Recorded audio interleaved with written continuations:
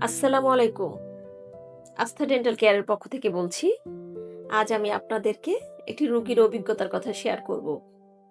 ১৬ বছরের একটি ছেলে মাকে সাথে নিয়ে এসেছে আমাদের চেম্বারে। দাঁতে প্রচণ্ড ব্যথা।